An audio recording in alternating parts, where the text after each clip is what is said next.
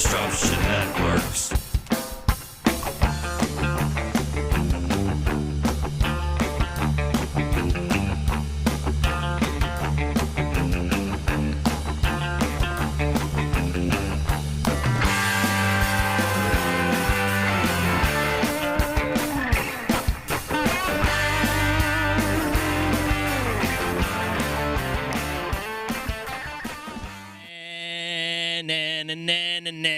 What up, everybody? It is a hump day. We are live on the D. You can follow along on all Disruption Network social media platforms. You can follow us on YouTube. You can follow us on Facebook. And if you are watching on Facebook, click the share button. You can also find us on Twitch. Then we're going to wrap it all up into this nice little ball of podcast. And you can listen to at your leisure, at your discretion at disruptionnetwork.net and pretty much all those freaking podcasting platforms that you guys are all addicted to, that I'm addicted to every day. I listen to podcasts every damn day. Shout out to EJA Moving Services, the professional movers, the home of the free boxes. What they do is they give you free boxes. They pack up the boxes. They move your boxes. They unpack your boxes. They bring those boxes wherever you need to go.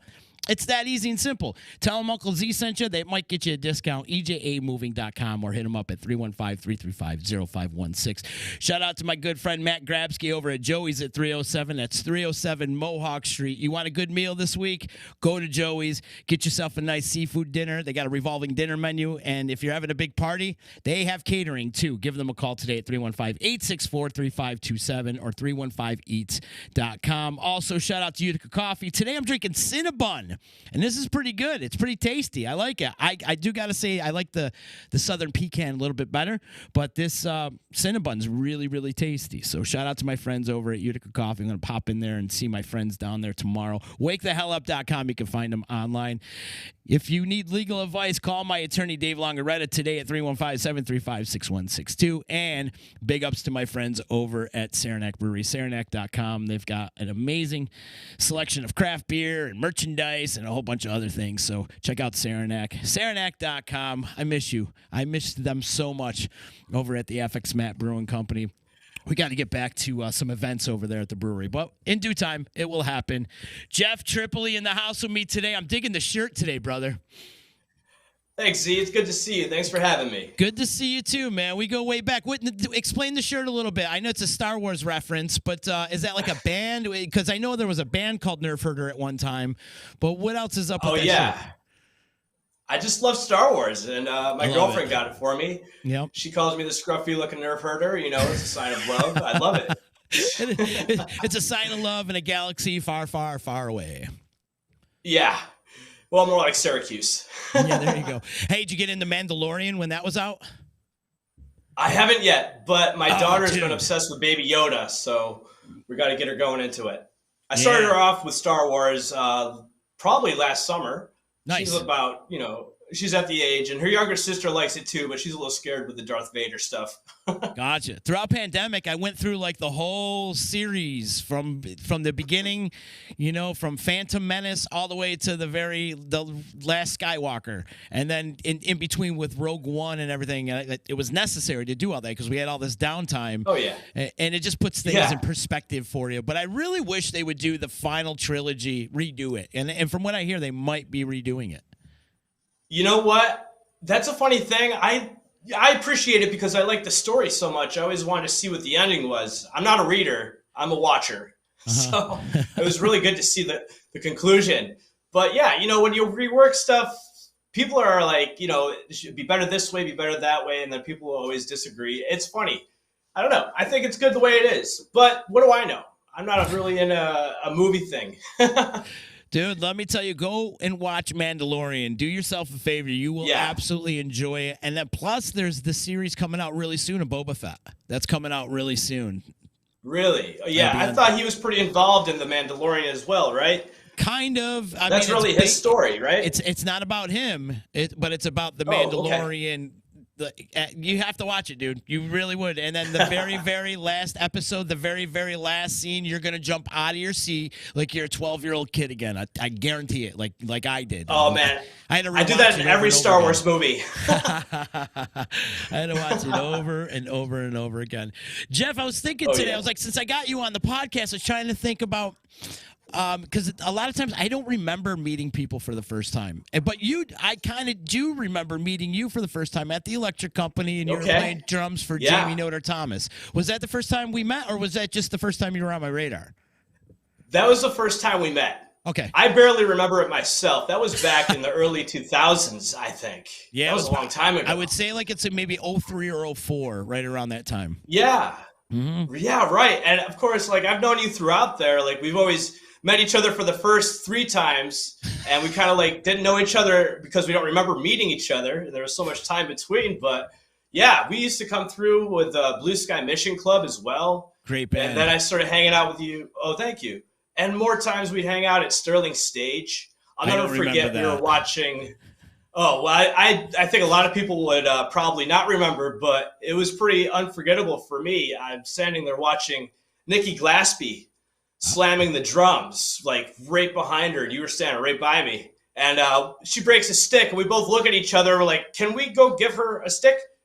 Or are we, And so you just handed her a brand new stick. She looks at you, and she just slammed away right after that. It was awesome. I'll never forget that moment.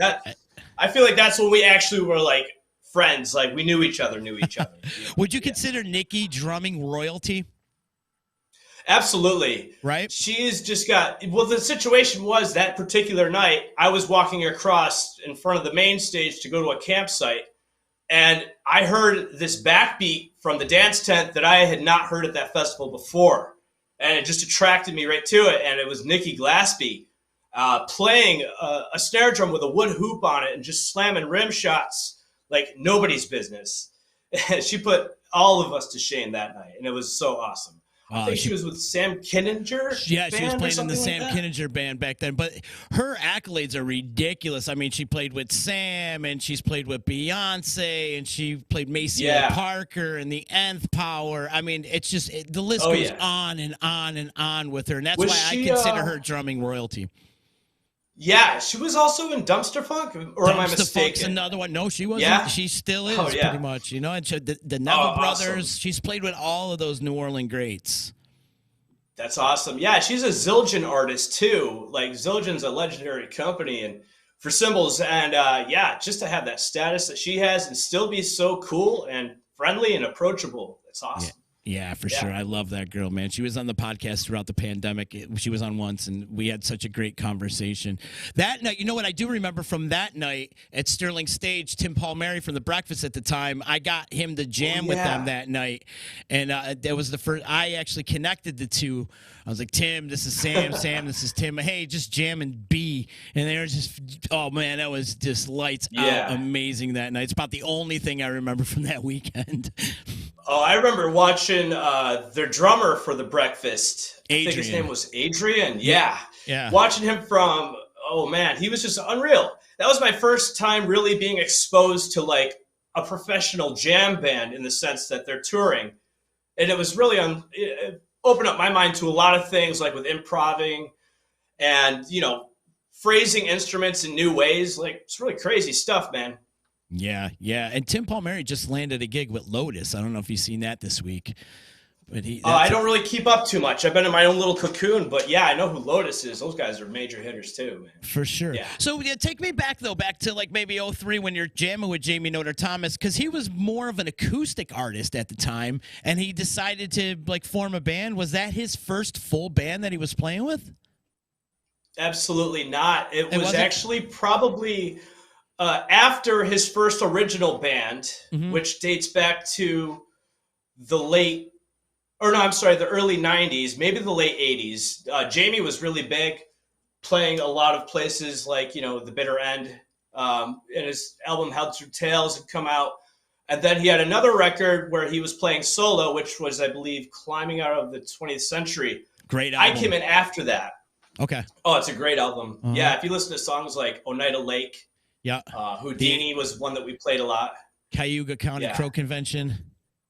Oh, yeah, that's when I came in. And that's when you came in? Yeah, that was actually the first time I ever recorded for real. We were at Electric Wilderland Studios in Ithaca or Enfield, Trumansburg kind of area. And it was my first time recording. It was really enlightening. And we did, I think there's also a song called Moon that's about Elijah Harris. People know him as Eli around the streets of Syracuse. You know Eli. Yeah, he passed throughout the pandemic, unfortunately, in the middle of it. Unfortunately. Yeah, but Pete Mason made a really great article for New York State Music, I believe it was. A really great requiem sort of to Eli. They had a lot of people, like Joe Driscoll was on there talking about him. Really good stuff, you know. Yeah, for sure. But regardless, with Jamie, I really learned like a lot of how things work. I was really young, so I was really impressionable. And it was just really good to be with somebody that was playing gigs, so I could sort of like really tell my parents, hey, I have another job with this. And it's something I've kept on doing and never stopped. And I've always been drumming without any real job, but my job has become drumming. So I do what I love now. It's great. And I owe a lot to Jamie for getting me out there and telling me, you know, when to be cool about the drumming and when to like unleash. You know, taming a drummer is not easy, but I have to say it was a lot of fun in the process. Are you still in touch with him? You know, here and there. Yeah. I think when Pete's article came out, I left Jamie a voicemail or something like that. And I think I've seen him up at the Ridge a couple of times a few years ago. But, you know, people move on, and, you know, I've been so busy with other projects that I haven't really kept up too much with him. But, you know, I also keep up with London McDaniel from Blue Sky and Free Booty Institute and Frank Henry and Rob Delphus and all those guys. And, you know, trying to keep up with the old past is really fun because I've been doing a lot of recording at home and just kind of like messing around with stuff and production and just seeing what I can get away with. I need to get in touch with London, actually. I have a picture of London hanging in my bedroom. Believe it or not. What? Yeah, I do. And I'll tell you what it is. I know it was an article that the local newspaper did right when the electric company opened. And just so happened Sunny Weather was playing that night, if you remember his band Sunny Weather back then. And shout out to London, too, because I know he won a Sammy Award this past year. Just we did, too. And shout out to London. I got to get in touch with him as well. But, yes, I have this picture of him hanging in my bedroom. And it's this big article about the electric company. And there he is. And, I would like to reconnect with that dude. He was an amazing talent. That's for damn sure. I'll shoot you his contact as soon as we get off the air, man. Yeah. Please do, man. So talk about some of these projects you got going on. I feel like you're always busy. What do you got going? Talk about it. Well, actually, I'm about to release my first solo album. It's just drums. It's just me. It's my silver lining on the dark cloud covoid. You know, I was thinking to myself, I gotta keep myself active. I can't just slump and, you know, not be productive. So I was just like, you know, I'm going to Mold Tracks, and I recorded the drums with Jeff Molesky, and really just took it from there. And I was just kind of like inspired by a podcast called Two in the Box. They're from Vancouver, and they actually asked me to record their theme song, which is all drums. And that sort of, you know, ignited the fire that became my album, which is, you know, 6 tracks of just drums. It's all original. It's all me, and it's produced by me, and it's there. And it's amazing to actually have it, you know, be out there and be real now. I have actually CDs coming in and, you know, merchandise and all this stuff. So it's like I've gone through the pandemic and become very productive to the point where, you know, I can be out there socially on social networks and approach other people and reach out to other drummers in other places. Like, for instance, some people that play drums in Syracuse would know Jeff Tatora. Of course. He's a legend. Absolutely. I mean, he's in the Blue Man Group now. He was in Drac Jones back in the day, the United Booty Foundation, the Buttafuoco's. I mean, Jeff, and I've been talking to him recently. I'm trying to get him on this podcast. I'm going to make it happen. But Jeff's I was just hanging out with him. Oh, cool. We were in Vegas? We were in L's. We were at Awful Al's. Oh, okay. A couple weeks ago. Oh, he was in town. When he comes in town, he's real quick because he's so busy. But he's always got time to just hang out and just talk. He's a really cool guy. Yeah. He played with Dracula Jones. He's in the Dracula Jones drummer roundtable as well. I think he actually did some recording with Jeff probably last year. I know it was before the pandemic, you know. And of course, like other players that I've reached out to are people like Butch Norton. Butch Norton's a San Francisco raised drummer. He brought himself up with a lot of world percussion at Cal Arts, California Institute of Arts. But most people would know him as like the drummer for a band called the Eels back in 1995. Before they had I a spun her song out. that's at Novocaine for the Soul. Yeah. Yeah. Yeah. And, you know, he's actually somebody I reached out to recently. And out of nowhere, he gave me a phone call, and we talked on the phone for like 25 minutes just about whatever and what I had going on, and, you know, spitballing things back and forth.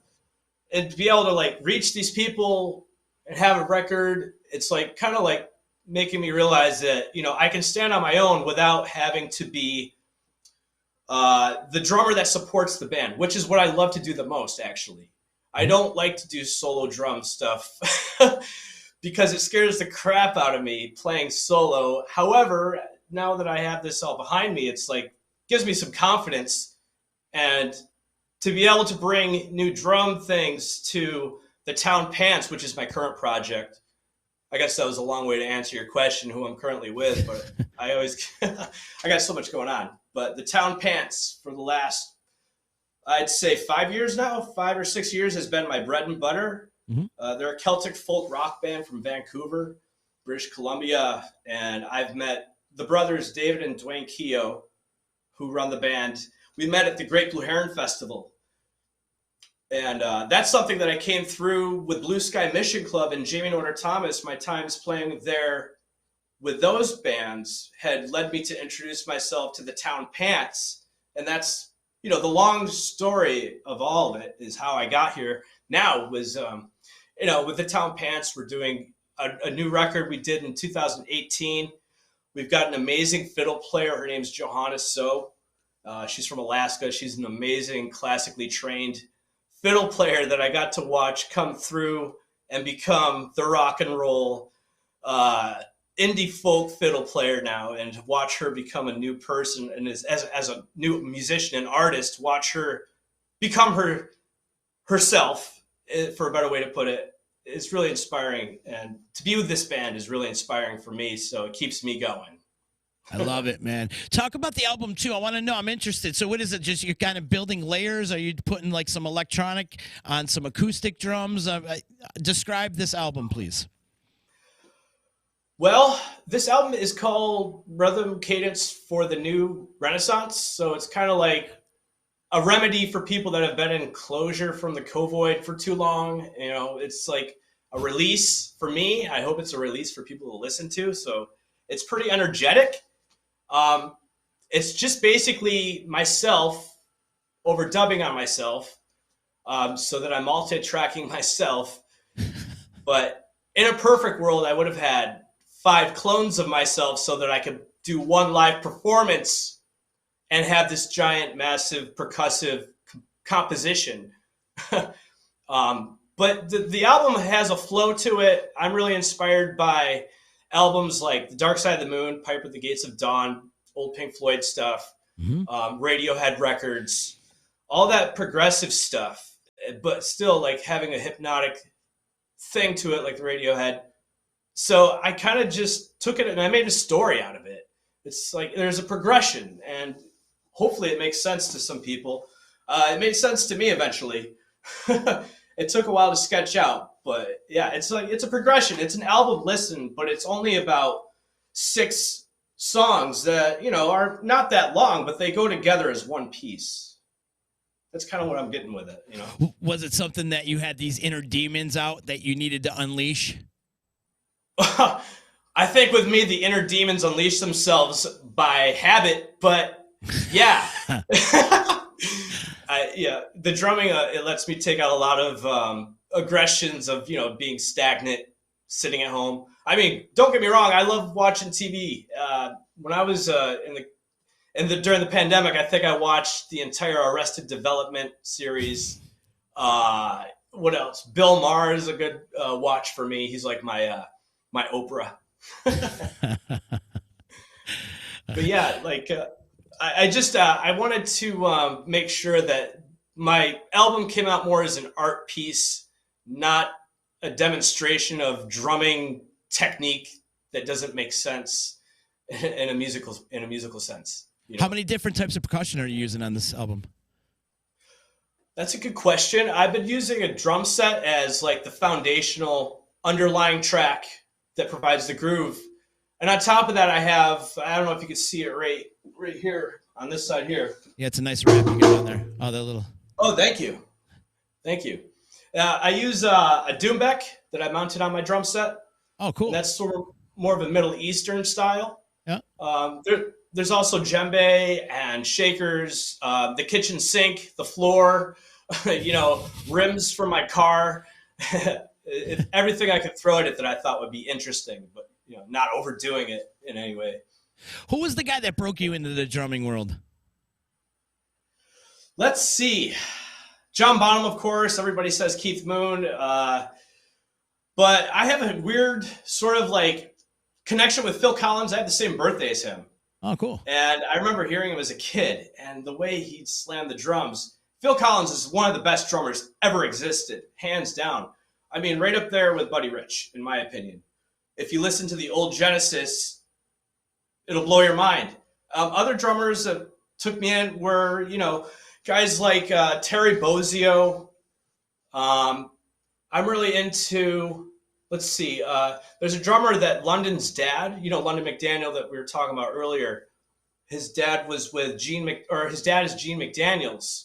Gene McDaniels released a record that was with Alfonso Mouzon on drums. I think it was Alfonso Mouzon.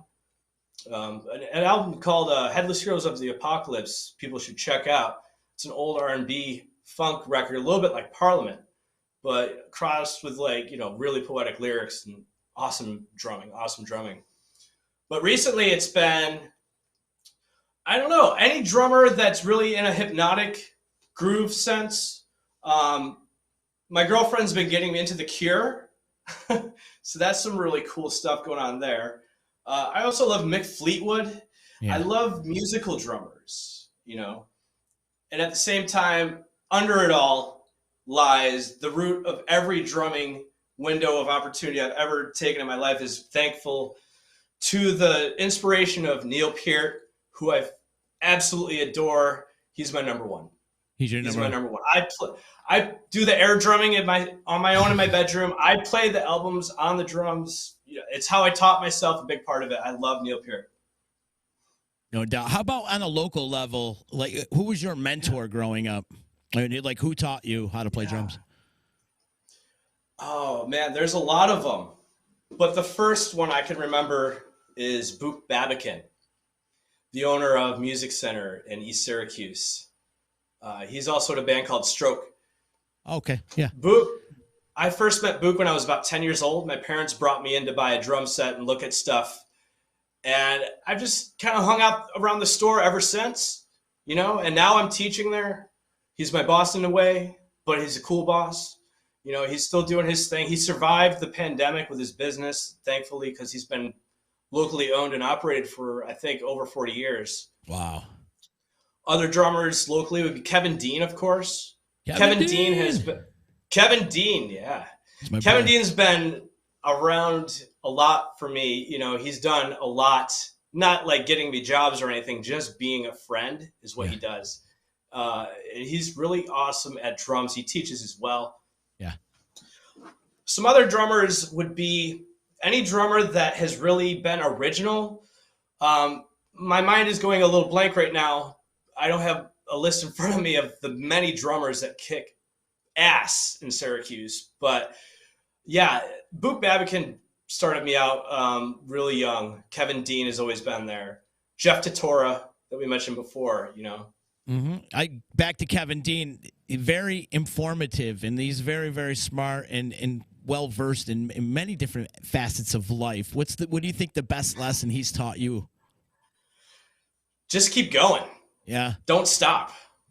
He makes it work for himself as a living the same way that I do now, and I owe a lot of the inspiration for that to Kevin, because I watched him play with so many different bands. From Josh Groban at the Landmark Theater to open mic nights with Hobo Graffiti to, of course, Brand New Sin. Mm-hmm. He's a great drummer. I think he also played some shows with Heart. I was just about to say he did a stint with Heart back a couple summers ago. I know he did probably like a week run with them. But, yeah, man, Kevin's a great man. I love Kevin, and I got to get him on there. We tried to do the podcast with him, but he was having technical issues that day. And but I do got to get him. And now he's playing with a band called Seattle Sons, which they do a bunch of like grunge stuff from back in the 90s. And my boy Scott Henderson's playing bass with them. So I got to get those cats up to Utica. But I hear great things. Have you seen Seattle Sons yet? I haven't, but I do know that Shane Stillman's also in there. Yes. Another drummer, but he's actually singing. He's singing, right. He was in, when I was coming up with Dan Wagner back in the day. All right. We were playing around with, Dan Wagner. How's that? Mm-hmm. Crazy dude. I love him. We were playing shows with the Stone Soul Foundation, and that's where I met Shane. That's how long ago I've known Shane. But Kevin has always had a talent to play anything you throw at him. Yeah. And that's one of the things that I learned from him. As he stands as an instructor, he's very diverse.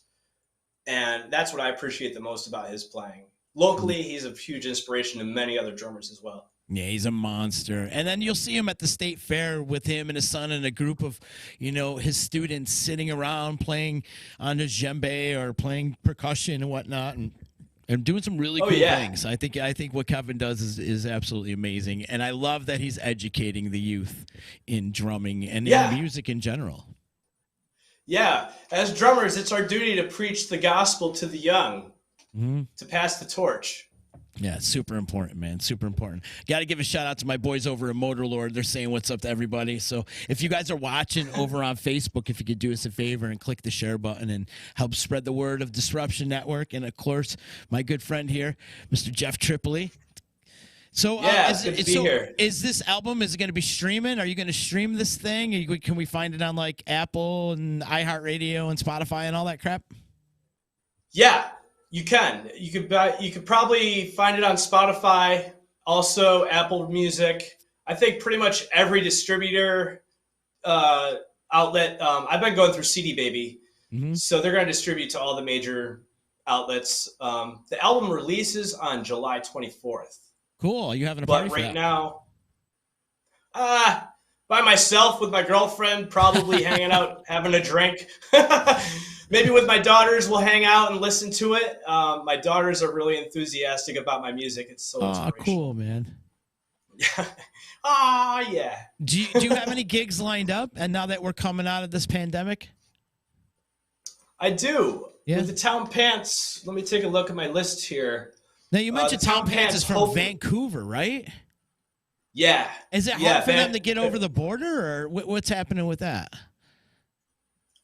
In the past, it's not been difficult to deal with the border. Right, but now that before the pandemic. Right. But with the pandemic, we're still in limbo. As far as I know, things are very positive. I know that the band is vaccinated. I just don't know what the deal is, how they're going to, what's going on with the border on Canada is up in the air. So it's really, we're nervous but hopeful. And if we do have things go through, it's going to be so, so fun. I just can't wait to play. I can't wait to play in front of people.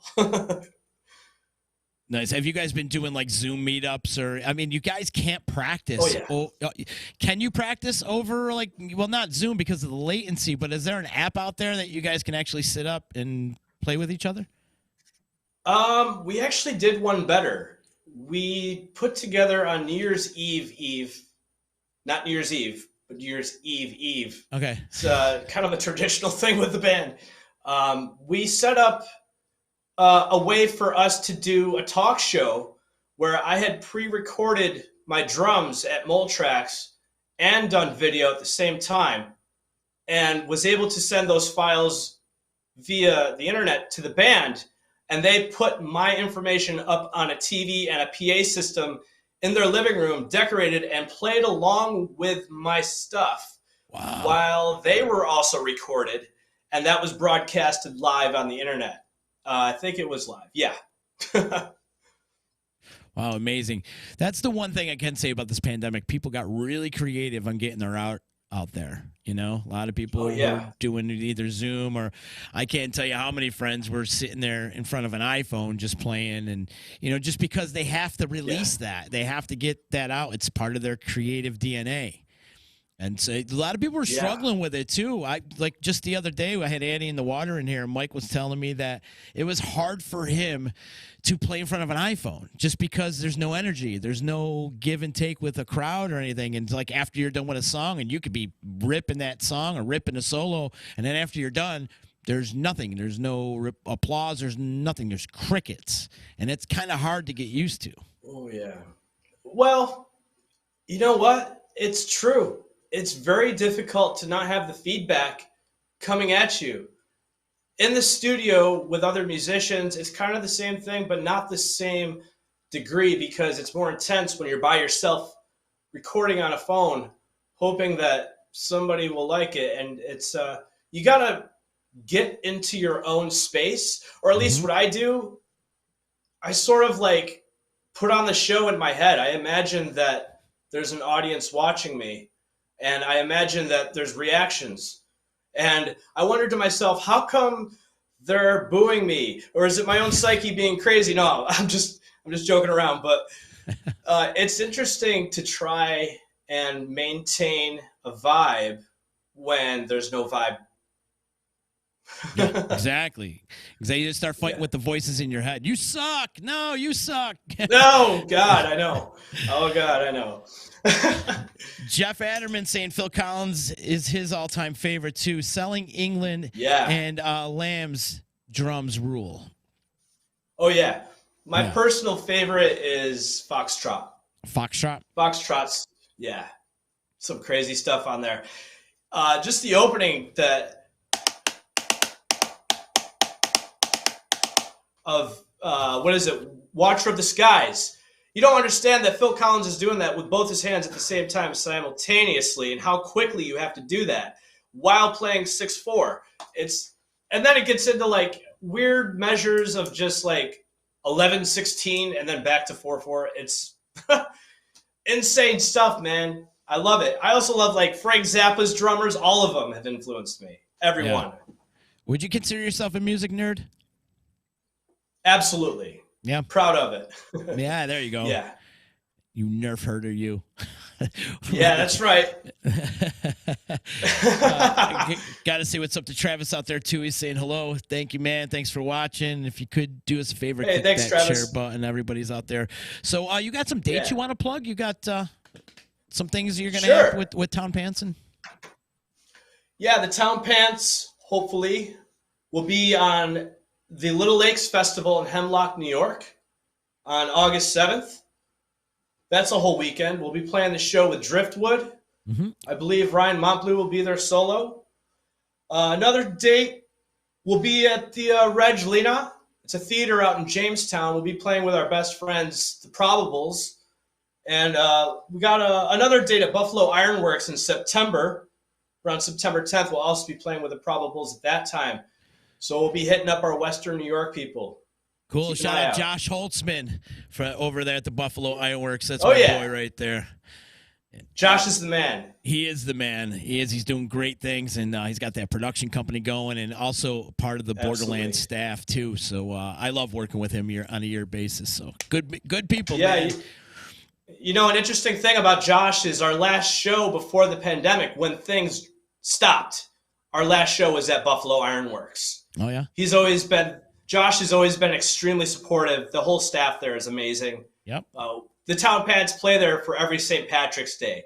That's our St. Patrick's Day show. And we love playing there so much. Buffalo's always been wicked fun.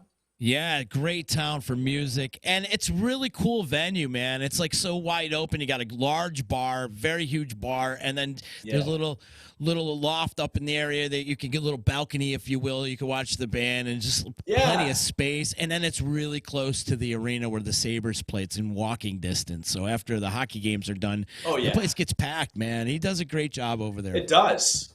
You know what else is cool is they have like these garage doors on the side right by the stage. So on a nice night, you can open them up, play it. So it's like, it sounds really good outside. Plus the musicians get a little fresh air. You know, it's a hot stage. Yeah, for sure. For sure. That's easy load in too. Good spot though. Buffalo's always been very fertile with their music scene. Can you agree to that? Absolutely. Buffalo has been my favorite place to play among many because there's a diverse crowd of musicians playing, just like in Syracuse and Rochester and Ithaca and Utica also has a really diverse crowd of musicians. I've loved the upstate New York scene here. Buffalo especially, though, places like Nietzsche's, I can't think of other places off the top of my head right now, but Nietzsche's comes to mind as a place where I played a lot with Pale Green Stars. And, I think they played there the first time with Jamie, long time ago. And Buffalo has just been, also after the gig, there's still the nightlife happening, and you get to hang out with some really cool people and meet some really cool folks. Bro, I don't think I could do it anymore in Buffalo. Buffalo stays up until 4 in the morning. You're done with the gig. You're probably not leaving the venue till 6:30 in the morning. It's like a whole lifestyle nowadays. Now I'm in bed by like 9 o'clock at night. I'm an old man now. Yeah, I know what you mean. Especially like being in the pandemic, I lost track of day and night. Right. Seriously. But there's always been a great upstate New York music scene, and especially with a lot of festivals that have always happened, a lot of the mom and pop festivals, if you will, like the Sterling stages as we talked about earlier. There's been a lot of those cool little festivals, and that's actually what has been the backbone behind the great music scene that is happening on the I-90 corridor. From Albany to Buffalo, you can see great music any night of the week. Yeah, absolutely. I've spent so many nights at Sterling Stage. It just becomes part of you. It does. And when you go to other festivals, you bring that vibe to other festivals, and they bring their vibe to your festival. It's a great mixing of all these cultures. Hopefully they're diverse. Hopefully they're safe. And they're always fun. Hopefully safely fun. Yeah. Do you find yourself getting into another project, or is Town Pants going to be your number one? Town Pants will always be my number one until they can't do it anymore, which I don't see ever happening in the foreseeable future. Of course, as a realist, that's kind of why I started doing my own solo thing, is to make sure that I always have something musically to fall back on that I can call my own, especially as something that I don't have to wait for 4 other people to be available. I can do it when I can do it in my own time, and also take the time to be creative with it. But I'm always open to other work. I've been doing a lot of recording sessions for people that hire me. For instance, I'm doing a song for a film right now for this gentleman in LA. He's got a production company. I can't really say what's going on. It's so new and fresh that I can't say what the project is without leaking some information. But things like that come up, and I love to do recording sessions for other artists remotely. It's been a pleasure doing it at Mole Tracks with Jeff Molesky. He's got a great studio. He's got awesome gear. And after doing the dry runs with the Town Pants, when we did remote recording on audio and video, I knew that I had the capability to do that for other artists as well. So it's been another source of income that I've been really interested in exploring more artists and getting into all different kinds of music that way. For instance, the current project I'm doing for this gentleman in LA is he wants like an Elvis vibe. And then another guy might want a completely different thing. So it's keeping me on my toes musically as well. Yeah, it's good to get outside your comfort zone, too. You can't grow unless you get outside your comfort zone. And plus, man, we said this the other day on Local Music Monday, is like, be the sponge, soak up as much as you can, try to gain as much knowledge, whether if it's drumming or just every day-to-day life or whatever your job is. Just soak all the knowledge you can and be the sponge. Absolutely. Yeah, the more you know, the more you know. But sometimes the more you know, the less you know. And that's when you gotta stop staring so closely at the molecules of the matrix and take a step back and look at the big picture and get a little focused sometimes. Getting deep on me, Tripoli. Yeah. Well, I learned a lot in the recording of this record. I produced it myself. I'm glad I did, but I'm also really glad I had Jeff Molesky to help me out with the mixing and the engineering. Yeah. It was a real learning process. It was fun. What's it like working with that lunatic? You know, we all love him, man. Yeah, we do. And he's also a drummer. You know, everybody's who knows about Jeff Molesky knows that he worked with Smashing Pumpkins for quite some time, among many other big names, and he brings that vibe too. You know, Jimmy Chamberlain's one of my favorite drummers, I should mention as well. You know, of course, going back to the day, like 1995, I was jamming Siamese Dream, and then I remember buying Melancholy and the Infinite Sadness and taking it up to my friend's house and listening to it and then trying to drum along with that. That's how I taught myself, was with those records. It's really awesome to work with Jeff too, because he's a drummer and he knows what the drummers are like and what they want and how to get that. Audio is always great. So as far as like new projects, but I'm always looking for new stuff. And, there's a lot of things on the horizon right now too. So I'm trying to really make sure I can devote my attention, to the people that need it as they need it and not shortchange anybody by taking on too much work. What do you think the future of the local music scene is going to be after coming out of this pandemic? I think it's going to be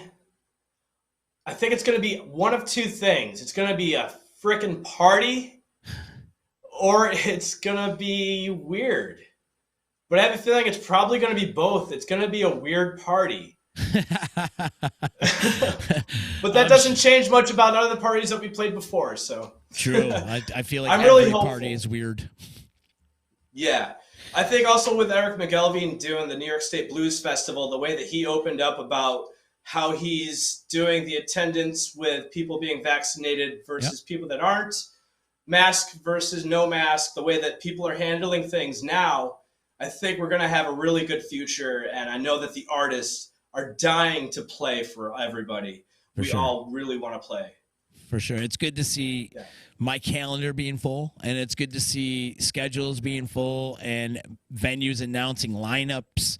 The sense of normalcy is starting to come back, and people are ready to get their groove on, man.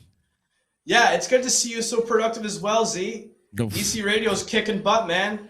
Yeah, I've watched a couple podcasts already, yo. We have our highs and lows, but it's been fun, man. It's been quite a run here, and we're on 4.5 years here at Disruption Network, and just we ain't going anywhere. We're going to continue to keep creating content and keep putting out some good stuff out there as far as podcasts go. So, thank you, man. I appreciate the kind words. Thank you as well, man. Yeah, I'd like to see you get back out there too. Maybe we could bring Town Pants or some other project you got coming back to the U or something like that. We'll make it all happen. Yeah, absolutely, man. We got a lot of stuff that we want to do. Hopefully there's some talk about the Town Pants spending some more time on the East Coast. So we're going to have to try to maybe arrange some things in the off season. Our off season is usually in the winter, but with the guys being a little bit closer on the East Coast, things might be more accessible for the people out here. So I'd love to get the Town Pants more gigs out here in my home region. Oh, yeah, that would be cool. Before we get out of here, I'm going to put you on the spot a little bit. If you were to put together an all-star local band, who would you have backing you up? Well, I think I would rather be the one backing them up. Yeah, that's true. All right, there you go. Yeah, you're not cowboy mouth, right? You're not sitting up front. But all right, so what would be your all-star lineup of local CNY musicians? There's so many, and I'm going to automatically apologize because I know some people will be left out. But I would say Los Blancos, Colin, Steve, Mark T-Fault, Colin Aberdeen, and Steve Winston. Those guys have been really good to me. They're amazing players. Love those dudes. I would say George Rossi. Yeah. Because I've never played with George, and I hear he's amazing. And I gotta soak in some of the George. I would say also there's some really great players that have frequented Funkin' Waffles a lot, and the Awful Al's or Al's Wine and Whiskey Lounge, as it's that's how far back I go. It used to be Awful Al's. But a lot of the bands around that scene down on Clinton Street in Syracuse, they're all doing some really cool stuff. And I want to play with some young people. I want to play with some seasoned people. I want to play with everybody except the ones that will have egos and, not accept improv. But mostly, I love Los Blancos. I love George Rossi. I love Jeff Jones. Of course, I played with him for quite some time, so he would definitely be in the mix. He's got a vibe that nobody else can bring. That's a fact. Jeff right there, Jones brother. is the man. As you know. He's a CNY legend. Yeah. You brought up George Rossi. Have you been on the Bread Loop yet? Still waiting. I'm hoping. Same here, brother. Same here. George, where's our bread? We want our bread. Yeah, we want our bread. I hear it's absolutely fantastic. I've had all these friends tell me on how awesome it is. But, I understand. I'm all the way here in Utica, and he's out there doing his thing. By the time he got to me, the bread wouldn't be warm. But George is doing some cool things. I did a great podcast with him a couple weeks back, and it was so cool to hang out. We hung out for like 2 hours on the podcast, and then we hung out for another 2 hours after the podcast. I mean, he's great. He's a knowledge of information for sure. And he's just done so much, man. It's hard not to talk to him for 4 or 5 hours, Yeah, another podcast I enjoyed of yours, particularly, was Stacy Waterman and Frank Malfitano. That was a good one. Nice. Yeah, for sure. Yeah. Talk about pals. Syracuse. The Syracuse blood runs very thick with those two. Mm-hmm. And I love what they do. I appreciate what they do so much. Yeah, for sure. And what you do too, Z. Z, I've seen you at more shows. You got me into Fishbone because your band was opening up and you were kind enough to give me a guest pass. That was so awesome, man. We go way back. That was a fun night. You do too, man. Thank you, man. Yeah. Thank you. Well, that was such a fun night, man. To get to hang out with Fishbone, and those guys are just freaking legends in my eyes. They're that band that should have broke. They should have been huge years ago. But I just think that people didn't get it. Like the Simple Minds didn't get it, and that's why they never really got any radio play or got anything. But anybody who's like really into music absolutely loves that band. And I still listen to Fishbone on the regular. Absolutely. Me too. I try to play drums to it, and that's just, that right hand gets sore. Yeah. There's some speedy shit in there. Yeah, and I got to add their drummer that played that night at the Westcott too to my list of inspirations. They've had so many drummers, his name escapes me, but man, he's a slamming drummer. Absolutely. They're monsters. Yeah. That whole Southern Cal vibe back in the 90s. Imagine being around back then when the Chili Peppers were coming up and you had Fishbone and Sublime and like No Doubt and all those bands were coming up back then. It must have been a very vibrant scene in Orange County, California at the time. Yeah, my girlfriend talks a lot. The name of the band escapes me, but it's a female ska punk band. I can't remember their name. They're pretty well known if you say it. But yeah, that whole backbeat of the ska, it goes back to the Zydeco days. I used to play Zydeco music with Blue Sky Mission Club. Yeah. And I heard it the first time with Down at the Buffalo. And I followed Down the Buffalo. I had no choice but to follow Down the Buffalo. They were in almost every festival we played back in the day. Seriously? Thankfully, those guys have been so inspirational to everything I do in my career, as far as how I carry myself as a person at the festival scene, as far as how I respect their music so much. And just seeing the Zydeco backbeat, that particular tempo, is something that's locked into my heart. And you hear it in ska with Fishbone. You hear it in the Police with Stuart Copeland. Yeah. You hear it in punk rock. And it's infectious for me. I just can't get away from it. Yeah, some good stuff, man. Definitely get your energy pumping. And if you can't tap your foot to that, then you have no soul. Crazy, man. You have a dark soul. Yeah, right, exactly. Before we get out of here, though, man, plug all your social media tags and how people can get in touch with you and whatnot, and check out your music when it comes out in July. Yeah, people can find me at my new website, jefftripolidrums.com. And you can find out all about the record that's going to release on July 24th. It's called Rhythm Cadence for the New Renaissance. It's going to be available. Well, actually, it's available now for pre-order. Cool. So you can get yours reserved ahead of time. I will have physical copies as well, but they'll be in limited supply. Hopefully people can come and grab one. But everything's up at my website, jefftripolidrums.com. Awesome, man. Hey, man, this is good hanging. It was great to see you, and Absolutely. It was good to reconnect with you. And maybe next time you're in Utica, stop by and come hang out one of these days. And I know you're going to see Steely Dan tonight. Is that what you told me? No, dude. In 1 year, I'm going to see Steely Dan. I can't believe you brought that up. My girlfriend's going to love this. We were like, are you ready for Steely Dan tomorrow? And I'm like, yeah, the tickets are 2022. We're both like... I got to add Keith Carlock and every Steely Dan drummer to my list of inspirations too. But in 1 year we're gonna go see Steely Dan. I hope you're there too, man. I'm gonna join you. I'm coming out. Put me in the trunk. I'm coming with you. Always a All great right, show. man. Great to see you, brother. Good hang today. Let's keep in touch, and definitely check out all his social media tags. Shout out to EJA Moving Services, Joey's at 307, Utica Coffee, my attorney Dave Longaretta, and Saranac Brewery. If not for the sponsors, this podcast is not possible. So thank you to all our sponsors for believing in the D. Tomorrow we'll be back with the Uncle Louie Variety Show as we go live with members only right around 8 o'clock, and then we do Hold the Sarcasm podcast and all that good stuff with the Uncle Louie Variety Show. Jeff Tripoli, you're the man. Thanks for hanging today, brother. Thank you for having me, Z. Take care. Thank you, EC Radio. Later.